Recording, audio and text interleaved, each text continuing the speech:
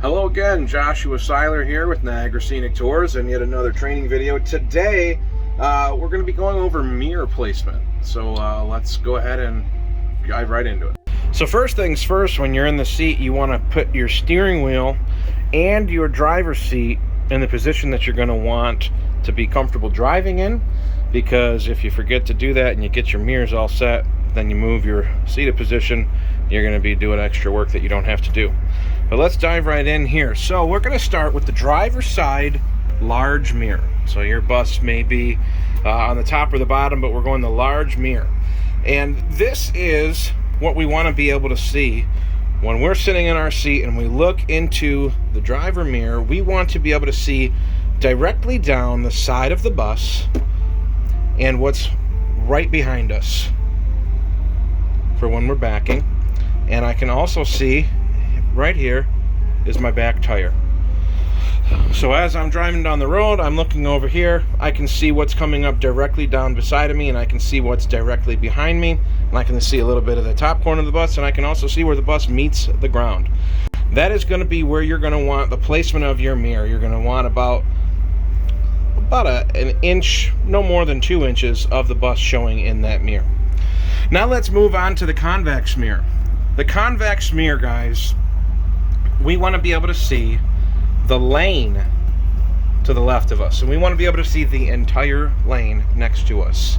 And we also, again, we want to be able to see where our back tire is touching the ground.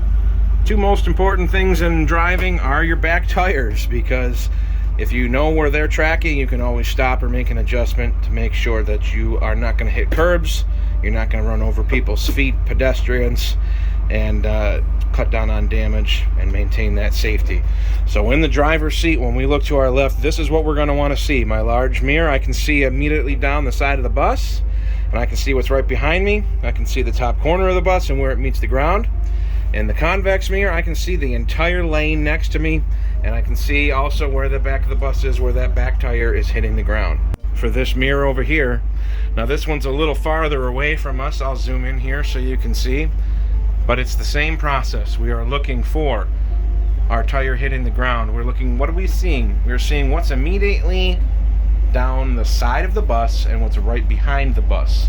You can give it just the slightest adjustment up so we can see where that top corner is. And again, what are we seeing in this convex mirror, guys? We're seeing the lane immediately to the door side of the bus. That entire lane, and again, just right there is where our tire is meeting the ground. So when I'm sitting here in the driver's seat, I look left, I see that lane in my little mirror, I see what's right behind me down the side of the bus. That way, when something comes up in the large mirror and it gets in that blind spot, it's immediately going to be visible in this mirror.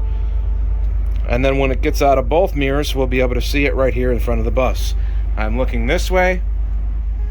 I can see what's coming up on the side of the bus. I can see that lane next to me. We're not going to have any blind spots, and this is especially helpful when we are backing up the bus. Sometimes you got to back into a parking spot or what have you. This is what we want to be able to see in these mirrors. So hopefully you found this helpful.